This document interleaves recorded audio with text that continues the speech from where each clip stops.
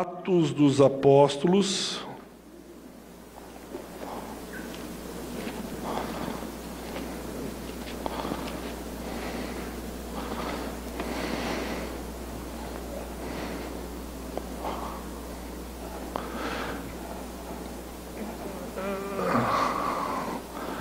pode apagar essa luz aqui, isso, pode apagar.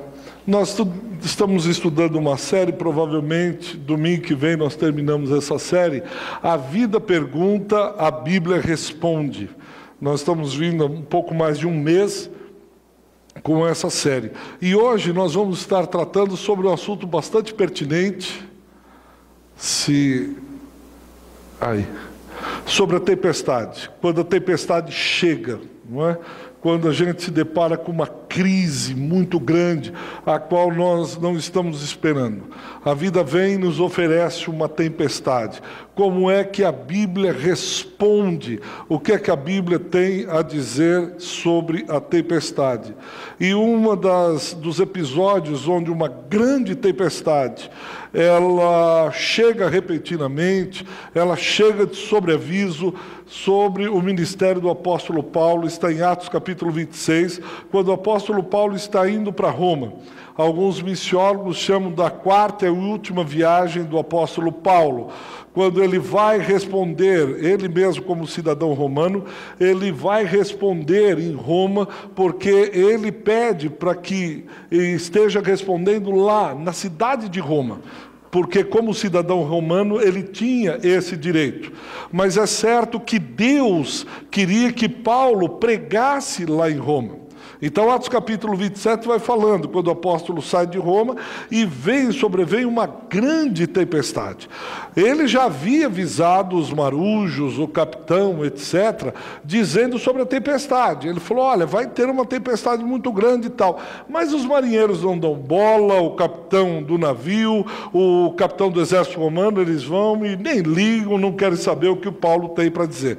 E acontece exatamente como Deus havia falado com o apóstolo. Vem uma tempestade, eles perdem tudo e chegam a nado em Creta. Então, basicamente, é esse o texto que nós vamos estar aqui pensando alguns versículos. Esse é o contexto. Eu não sei se os irmãos estão ouvindo bem o som. Tá bom? Aqui está meio esquisito, então. Deixa eu virar um pouco para lá. Está alto aqui, né, no retorno. Pode abaixar um pouquinho o retorno? Só o retorno. Primeira coisa que a gente precisa entender das tempestades, existem 3 tipos de tempestade. Existem pelo menos 3 tipos de tempestade, que nós vamos ver agora. A primeira tempestade é aquela tempestade que é provocada por nós mesmos. Nós mesmos criamos certas tempestades, nós mesmos provocamos certas crises. Por exemplo, Sansão. Sansão, os pais dizem, olha Sansão, não vai pegar uma mulher entre os filisteus. Ele vai lá e pega uma mulher entre os filisteus. Olha Sansão, o seu segredo, o seu voto, aquilo que você tinha de intimidade com Deus, não revele. Bastou Dalila chegar, ele vai e abre o coração e fala tudo para Dalila, e aí faz o que não deveria fazer. Ele vai e mexe em animal morto, ele tinha um voto, ele desobedece. Então são tempestades que nós mesmos, não é Deus, não é o diabo, não é ninguém, eu e você.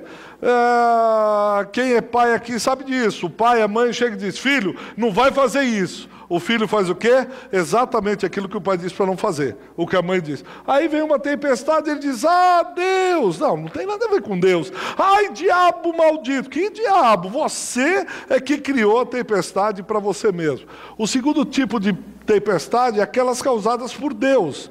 Por exemplo, quando Jesus manda os discípulos irem no mar da Galileia, e quando vão no mar da Galileia, vem uma tempestade. Jesus aparece no meio da tempestade. Foi Jesus que colocou os discípulos ali no mar da Galileia. Foi ele que permitiu que a tempestade viesse. Então essa tempestade é divina. Não é o diabo, não é humano, nós não nos...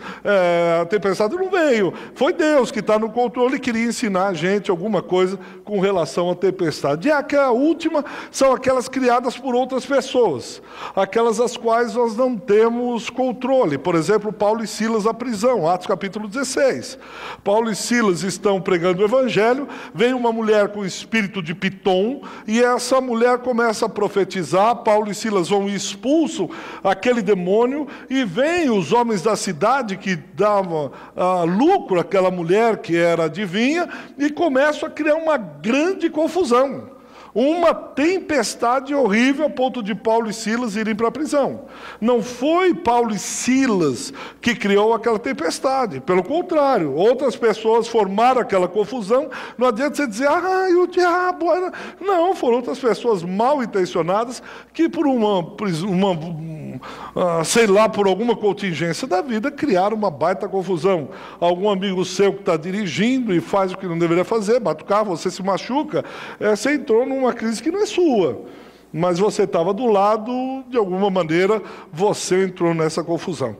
E o que nós vamos ler agora, eu queria que você abrisse aí na sua Bíblia, Atos capítulo 27, versículos de 9 a 12. Atos 27, versículos de 9 a 12. Acharam? Depois de muito tempo, tendo-se tornado a navegação perigosa, já passado o tempo do jejum, admoestava-os Paulo, dizendo: Senhores, vejo que a viagem vai ser trabalhosa, com dano e muito prejuízo, não só da carga e do navio, mas também das nossas vidas. Mas o centurião dava mais crédito ao piloto e ao mestre do navio do que ao que Paulo dizia. Não sendo o porto próprio para invernar, a maioria deles era de opinião que partissem dali, para ver se podiam chegar a Fênice, e aí passar o inverno, visto ser um porto de Creta, o qual olhava para o nordeste e para o sudeste.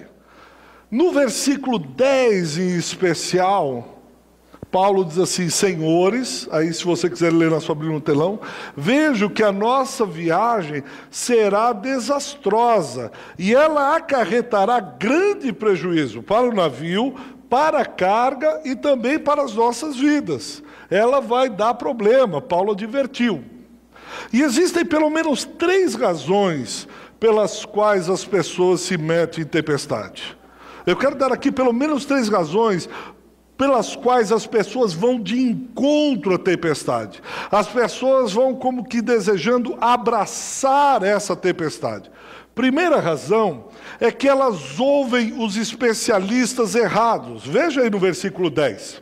O apóstolo Paulo havia dito que haveria grande prejuízo. O apóstolo Paulo deixa claro: não vamos nessa viagem. Mas o capitão romano, ele chega para o capitão do navio e diz: e aí, almirante, como vai? Tudo bem? Vamos para a viagem? O almirante diz: vamos, vai dar tudo certo. Ouve os marujos, os especialistas errados. Quando nós ouvimos os especialistas errados, nós entramos em tempestades, nós entramos em altas crises.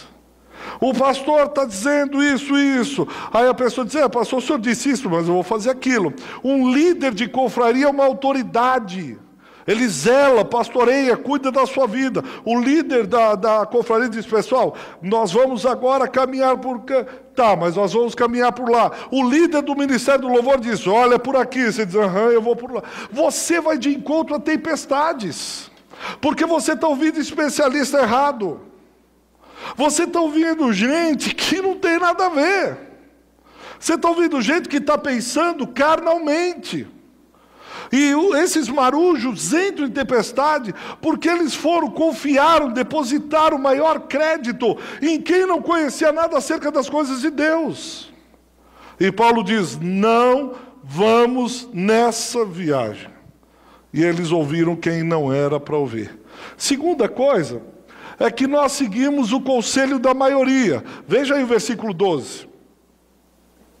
Versículo 12 diz assim: não sendo o porto próprio para invernar, a maioria deles.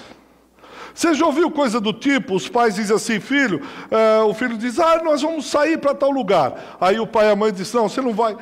Todo mundo vai. Todo mundo da minha classe vai para aquela balada. Todo mundo na virada vai lá para Porto Seguro. Só eu que não vou.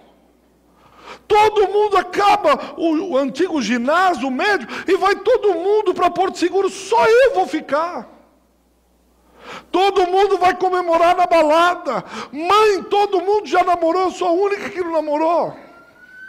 Aí começa a ouvir a voz da maioria. Todo mundo faz, menos eu. Todo mundo, menos eu. Então, se a maioria faz, eu também vou fazer. A maioria olhou e disse, Paulo, você vai? Ele disse, não vai. Deus disse para não ir. Mas a maioria disse, vá. E eles foram. A voz da maioria não é a voz de Deus. A voz da maioria preferiu Jesus do que a Barrabás. A voz da maioria não é voz da segurança.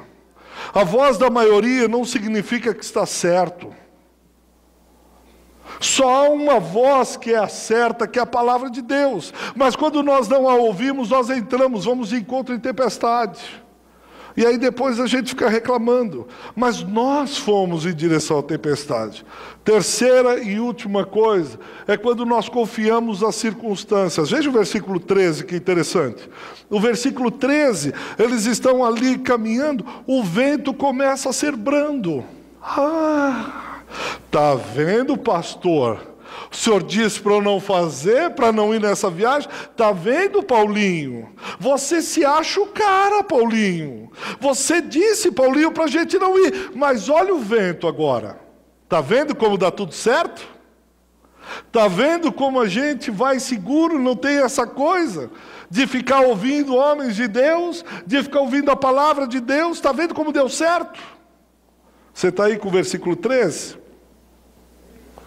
Soprando brandamente o vento sul e pensando eles ter alcançado o que desejavam. Interessante, a palavra de Deus é sábia. Começa a mudar um pouco as circunstâncias, eles dizem, está vendo? O que nós desejamos, chegamos. Foi assim no deserto ao saírem do Egito. Eles chegam para Arão e dizem, nós queremos que o Deus que nos tirou do Egito, faça-nos deuses.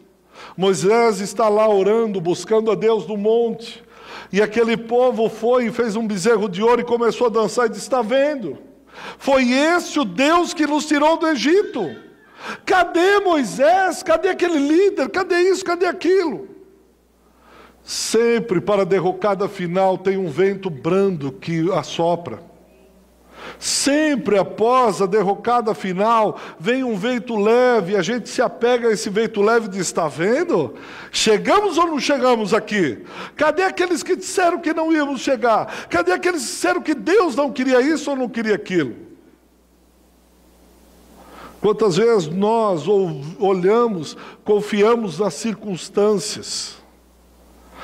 Parece que isso aqui vai dar certo, eu tenho certeza que isso aqui vai dar certo. É uma vitória passageira, é uma vitória ligeira, como um conto ligeiro passa.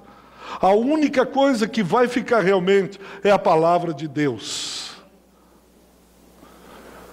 Quando estamos no meio da tempestade, quando vamos de encontro à tempestade, pelo menos 3 reações são muito comuns em todo ser humano.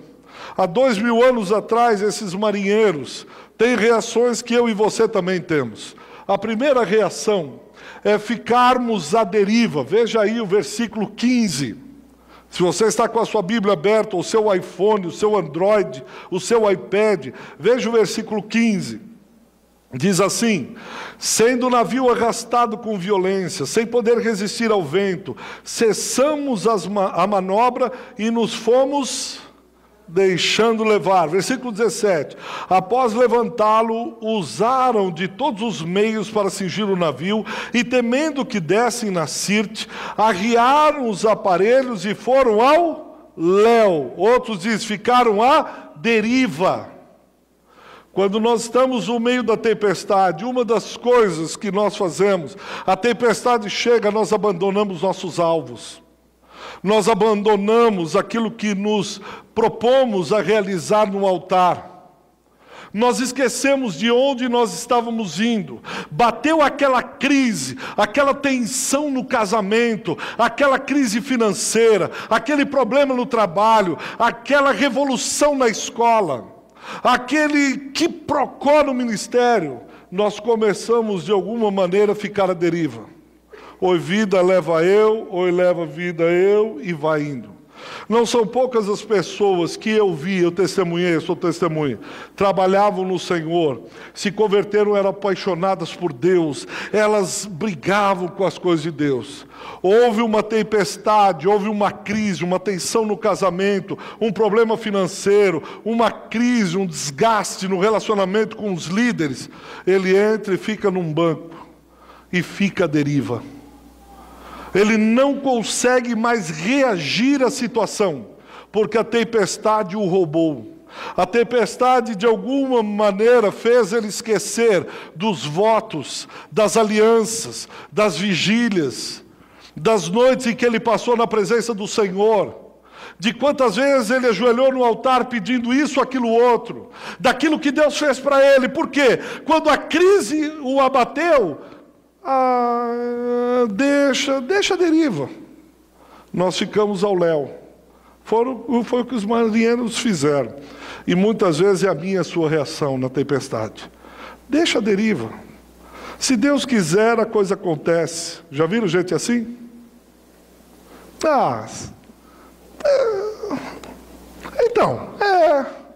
E vamos que vamos. Segunda reação muito comum nas tempestades, nós começamos a lançar coisas fora. Veja o versículo 18.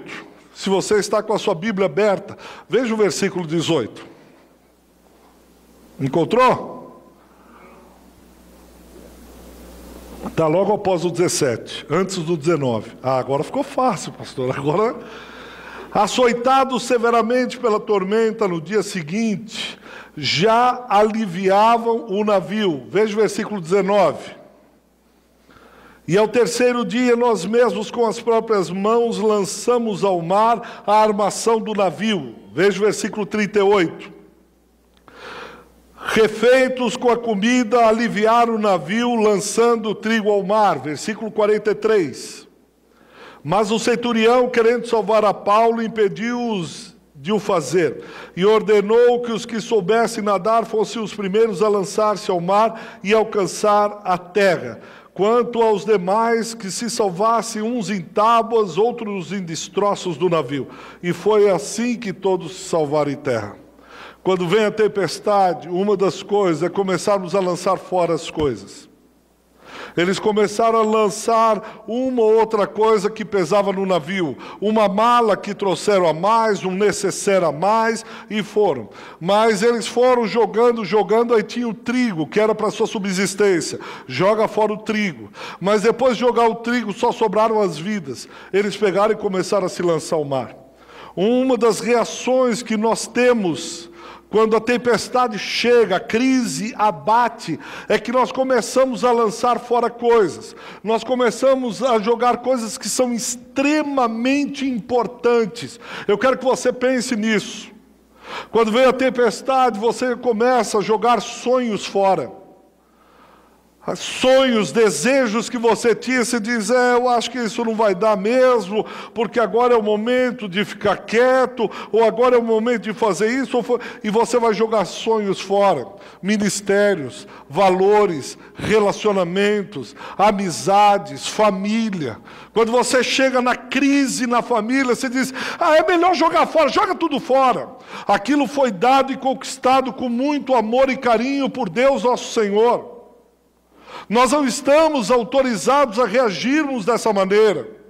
Ministérios, alianças, votos, sonhos que Deus colocou no nosso coração, nós lançamos ao mar como se fossem bagagem desnecessária, como se fosse mala supérflua. E nós fazemos isso na crise, lançamos fora as coisas que são preciosíssimas, que custaram o sangue de nosso Salvador. Mas é normal na crise. Aqueles propósitos que nós colocamos no coração e diz, nós vamos fazer isso ou vamos fazer aquilo. Quando chega a tempestade, de alguma maneira, esses valores nós jogamos ao mar. Deixe para que quem quiser faça alguma coisa. E a terceira reação muito comum, nós nos desesperamos. Veja aí no versículo 20, não há estrelas para eles se guiarem, não tem bússola, é chuva, é tempestade, é onda alta.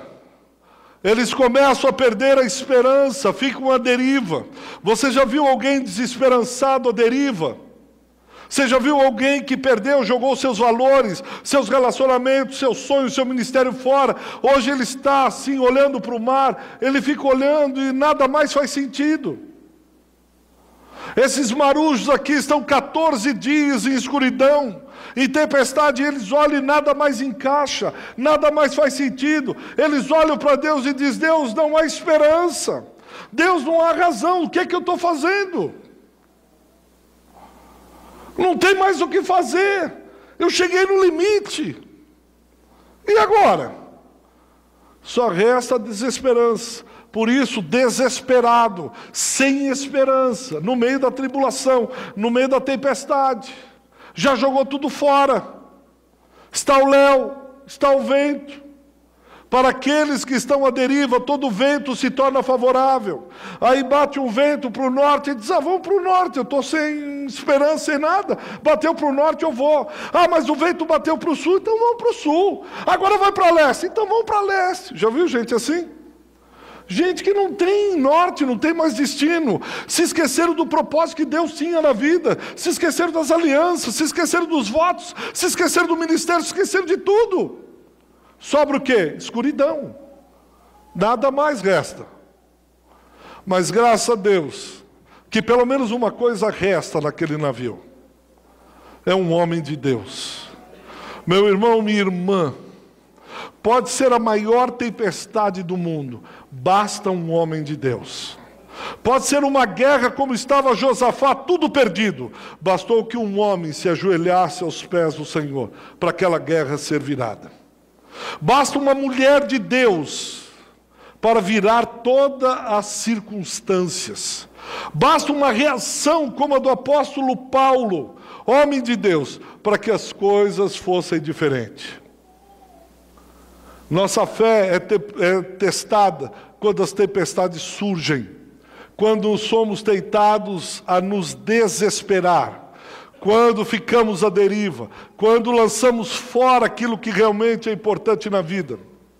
Aí sim é que a nossa fé é revelada. Aí sim é que se levantam os homens de Deus. Na crise mais pavorosa e terrível pela qual você passa, é uma oportunidade para que o seu caráter seja mostrado, para que a sua fé venha à tona e mostre o Deus que você crê. O caráter não é formado na tempestade, o caráter é apenas revelado na tempestade. Me permitam repetir. O caráter não é formado na tempestade, não é na crise que se forma o caráter de um homem de Deus, de uma mulher de Deus. É na tempestade, quando o pastor não entende você, os líderes de confraria lhe humilham, a sua família lhe vira as costas, o seu trabalho vai tudo por água abaixo, quando não há mais esperança, aí é a hora de revelar o seu caráter. Aí é a hora da luz de Cristo brilhar na sua alma. Não é quando tudo vai bem, quando seus filhos estão na igreja, quando você está com um ótimo salário, quando você está com uma família bonita. Não é aí que o seu caráter é revelado. É quando tudo der errado, quando ninguém na igreja olha mais para você, quando a confraria dá de ombros para você, quando a sua família está cheia de problemas, é aí que a sua fé surge, é aí que o leão ruge, é aí que o sol brilha, é aí. O seu caráter é revelado na crise, não é formado na crise, ele é revelado. Aí se levanta Paulo e diz: varões e irmãos, pode ficar tranquilo. Quer ver? O que fazer quando a tempestade chega? Quando estamos sendo arrastados pelos problemas da vida? Quando as coisas parecem desintegrar-se? Aquele navio que era a segurança daqueles marinheiros foi se desintegrando, sobrou o quê? Versículo 29. Abra sua Bíblia aí no versículo 29.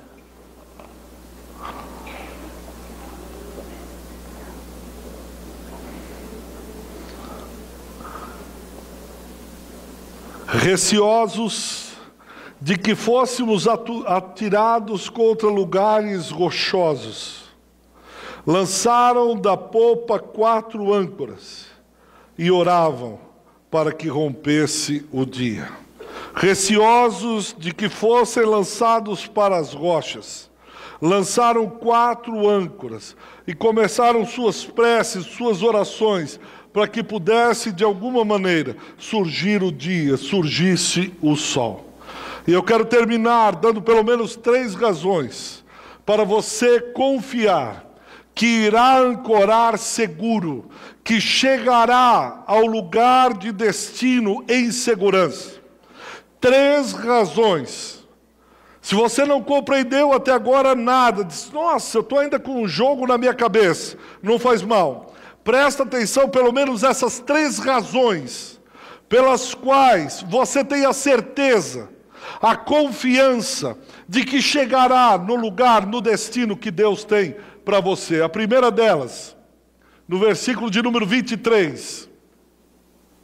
Abra sua Bíblia lá no versículo 23.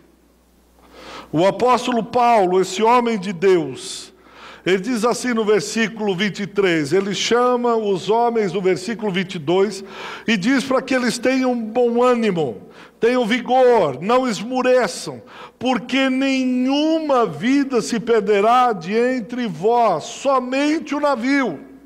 Versículo 23, porque esta mesma noite, o anjo de Deus, de quem eu sou e a quem sirvo, esteve comigo.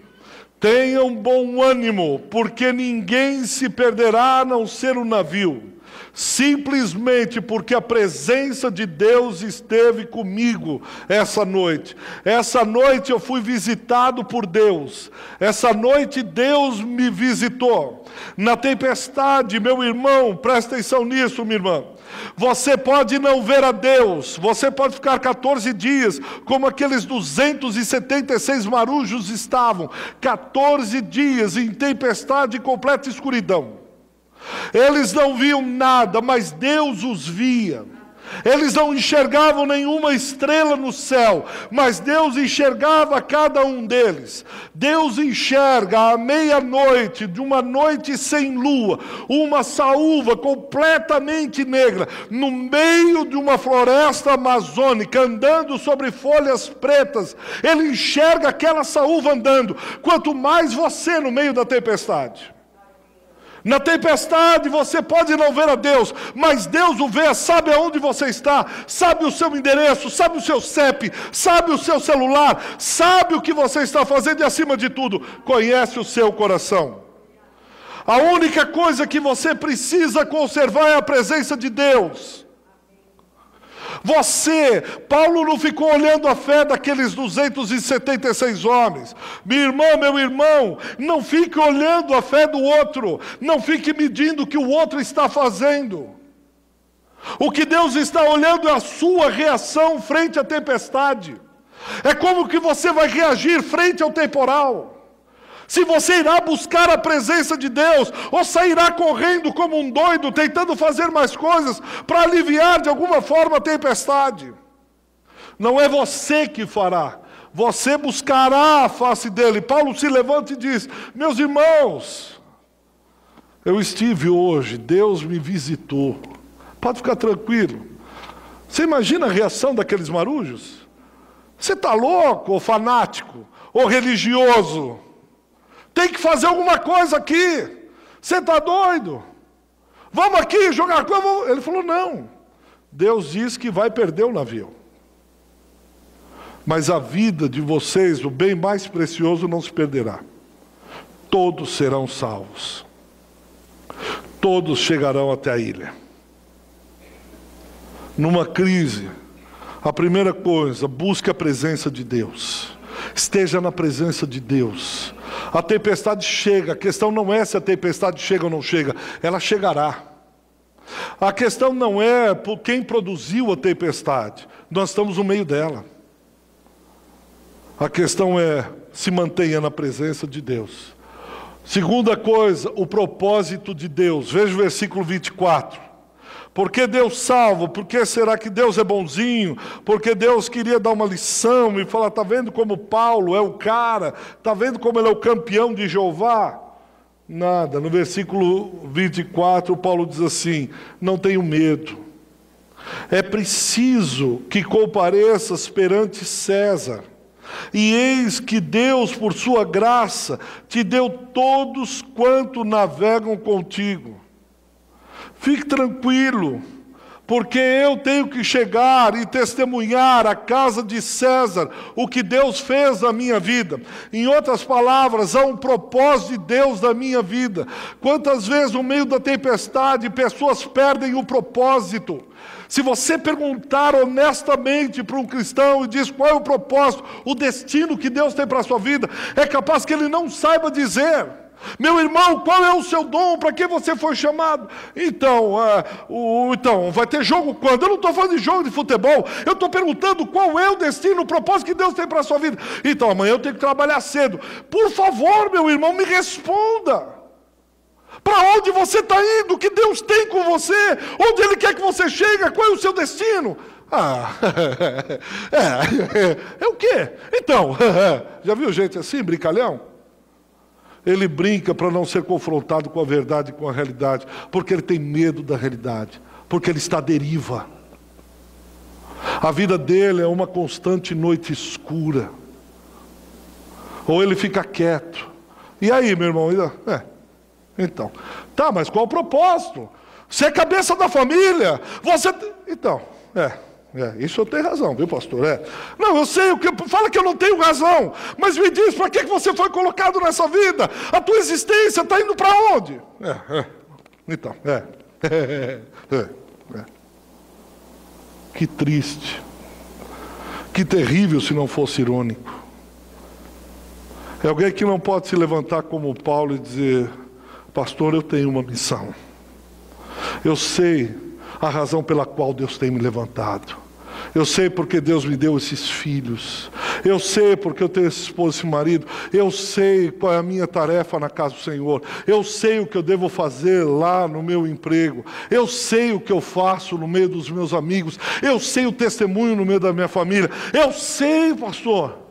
Algumas coisas ainda não estão muito claras. Algumas coisas eu ainda estou pensando. Mas eu estou buscando no Senhor porque eu tenho o caminho certo. Eu não estou ao léu. Eu não estou dando tiro em todos os lugares para ver onde eu acerto. Eu estou na presença de Deus. E aí eu posso dizer, enquanto Deus não completar esse propósito, eu ainda estou aqui nessa casa. Eu não estou caminhando que nem um demente. Eu não sou mais um moleque espiritual. Eu estou buscando seriamente a Deus. Eu tenho alguns sonhos aqui. Eu tenho propósito. Pensa comigo. Você acha que Deus te chamaria, te salvaria para quê? Pastor, eu sou salvo, aleluia, glória a Deus. Para quê? Como assim, para quê, pastor? O senhor só faz pergunta. O senhor não para de perguntar, eu venho aqui para ter respostas. Não, meu irmão, eu só quero saber, você é salvo para quê? Salvo para glorificar o nome de nosso Senhor Jesus Cristo, Jeová Ticalamanaias. É para isso que você foi salvo? Pastor, eu fui salvo para os domingos, às 18 horas, comparecer na igreja, ouvir a palavra, aleluia. Para isso que você foi salvo? Isso é tudo para a sua vida? Que miserável deve ser a sua vida. Que vida miserável. Ser salvo por Deus, santificado, justificado, purificado, cheio de saúde, para ir na igreja domingo e aleluia. Pastor, de vez em quando eu dou uma tremidinha também, para mostrar que eu estou na unção. Que pena, que judiação. Que judiação! Deus te levantou para isso. Um homem cheio de saúde como você, foi para isso. Esses 276 homens aqui, eles estão olhando e dizem: morri, vivi. Mas marujos, e aí, o que vocês vão fazer? Deixa a vida me levar, a vida leva eu. Meu irmão, minha irmã, o Espírito Santo está perguntando a você, em nome de Jesus, responda no seu coração. Você pode se levantar hoje e dizer como o apóstolo Paulo, no meio da tempestade, dizer: espera um pouquinho, eu estive com Deus, e há um propósito, eu tenho que chegar a Roma, porque lá eu vou testemunhar. Vai ser o fim da minha vida lá, mas eu vou testemunhar. Foi para isso? Terceiro, ainda não. É perigoso concentrar-se mais no problema pelo qual você está passando do que no propósito de Deus para a sua vida.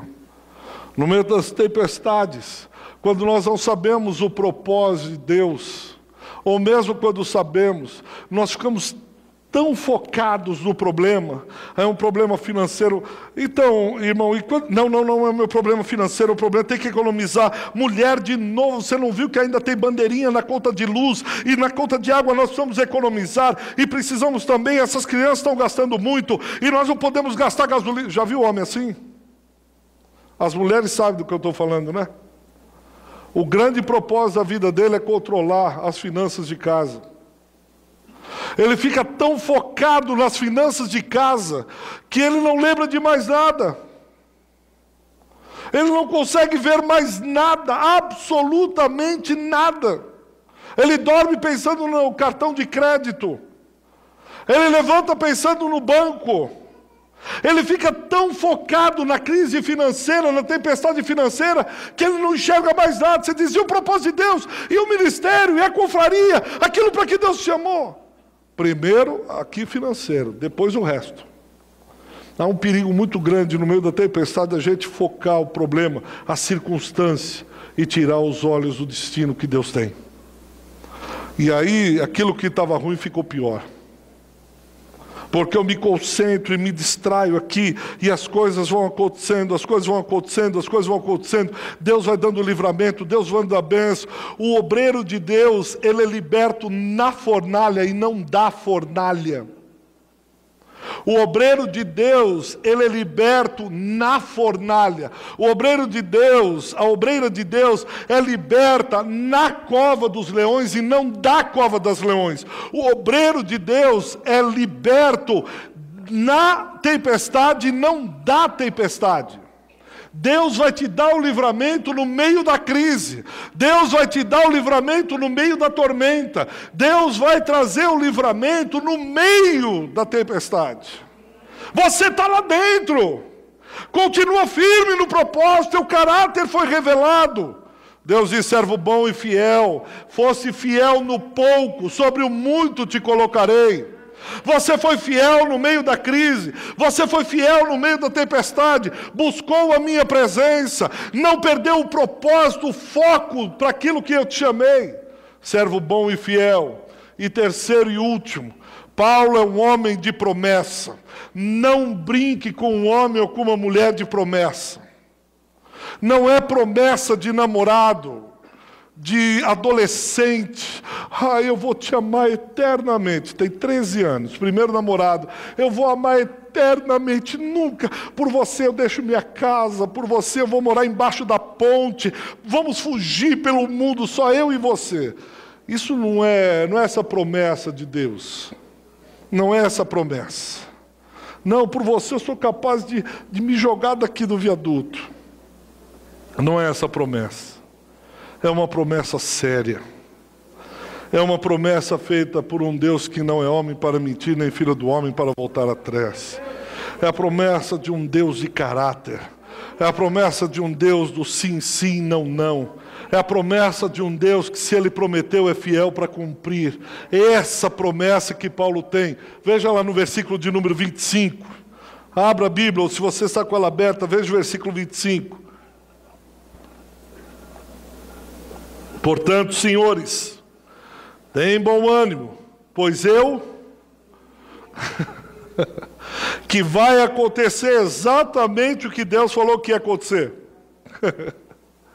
Não é lindo isso? Fique tranquilo, porque Deus disse que me ajudaria, ponto.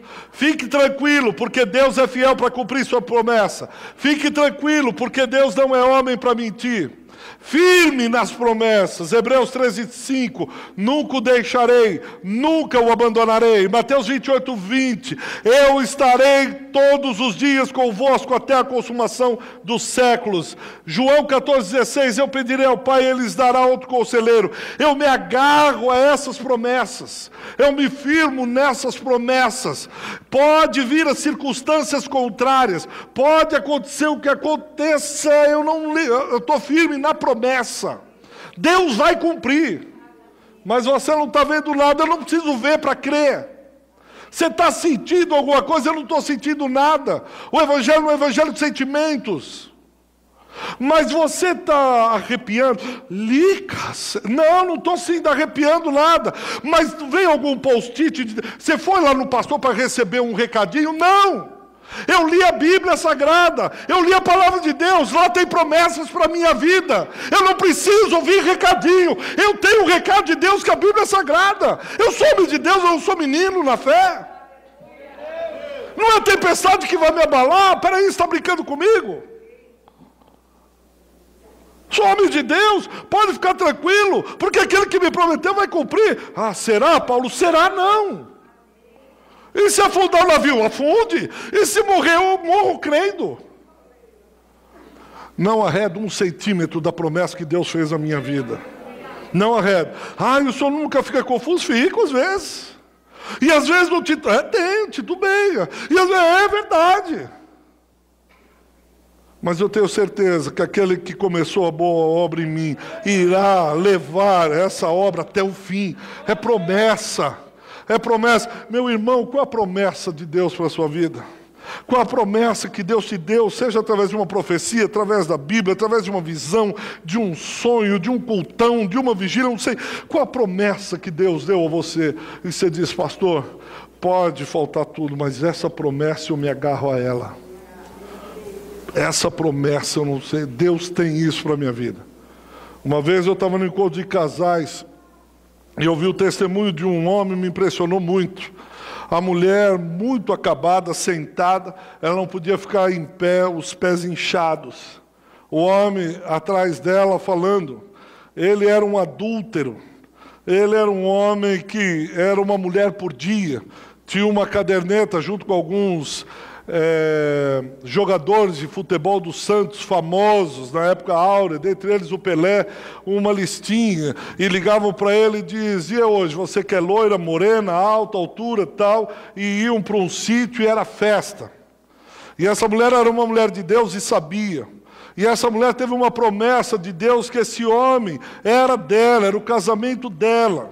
E ele chegava, às vezes ficava 3 dias, 4 dias fora, porque ficava nesse lugar jogando, bebendo e prostituindo. E ela disse, Deus vai me trazer esse meu marido converso. Eu não arredo da promessa que Deus tem para a minha vida. Ela falou, foram noites e noites chorando, foram jejuns, foram clamores, foram vigílias. Ela disse, eu não larguei o ministério, eu não larguei a família. Eu poderia pegar a Bíblia e dar um pé nele, e o pastor consentiria com isso, como a Bíblia orienta. Mas eu tinha uma promessa que aquele homem seria de Deus. E ele e ela chorando. E depois de não sei quanto, 20 ou 30 anos, esse homem, de uma maneira sobrenatural, é encontrado por Jesus Cristo. Ele se arrepende, beija os pés dessa mulher e diz, me perdoa por tudo que eu te fiz. Como eu pude ser louco de viver uma vida doida dessa?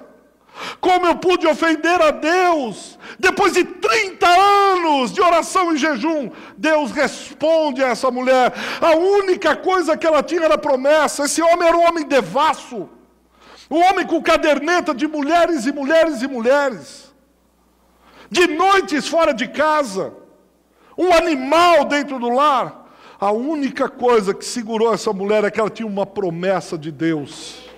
ela tinha algo aonde ela poderia se segurar. Diz Deus: as circunstâncias não são favoráveis, está tudo escuro, não tem estrela, não tem bússola, mas eu sei em quem eu tenho crido, e eu firmo na promessa.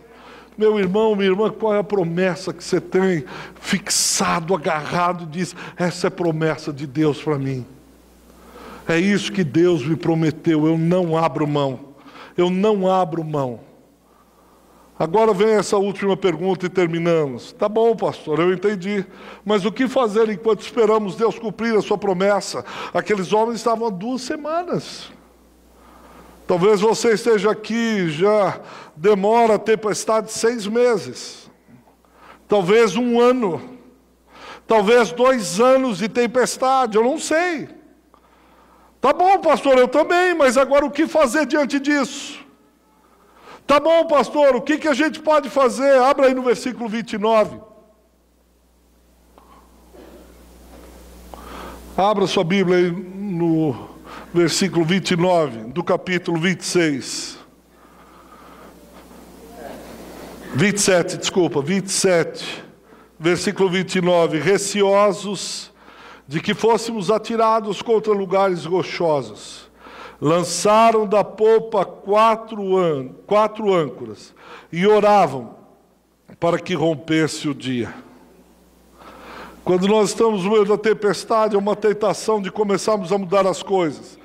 Eu vou jogar tudo para o ar e mudar minha vida. Agora, a partir de segunda-feira, vai ser tudo diferente. Daqui para frente vai ser tudo diferente. Você vai aprender a ser gente, ela falou para o marido. Você não vale nada, nada. Há uma tendência, uma tentação de irmos e querer tal, e mexermos e fazer tempestade em copo d'água. Se já tem tempestade, o bastante. Talvez seja o momento de lançar a âncora, dobrar os joelhos e dizer: Senhor, eu espero o sol chegar, eu espero o amanhecer vir, e eu confio em tuas promessas, e continuo orando para que o dia amanheça. A sexta-feira pode ser a noite escura do terror, o mestre morreu. O sábado pode ser o silêncio, mas a certeza e convicção que temos é que o domingo chegará. O sol da justiça brilhará no domingo. Essa tempestade não vai durar a vida inteira. O sol brilhará um dia desses. E enquanto não brilha, eu continuo ancorado na promessa, orando e buscando a face do meu Deus, para que o dia amanheça. E o dia vai amanhecer. Quando? Eu não sei. A única certeza que eu tenho é que Deus é um Deus cumpridor da sua palavra, fiel em suas promessas. Eu vou pedir que você abaixe a cabeça um pouco, feche seus olhos. Talvez você deseje até mesmo dobrar os joelhos aí no seu lugar, fique muito à vontade. Porque eu queria orar por algumas pessoas, pedir a Deus por alguns irmãos aqui, que estão em tempestades. Talvez alguns que não saibam o destino, não tenham a menor noção do propósito, não sabem nem para onde está indo, nem para onde vai chegar, e nem razão por que está no mar. Mas quem sabe hoje não seja o dia do sol brilhar, da luz chegar.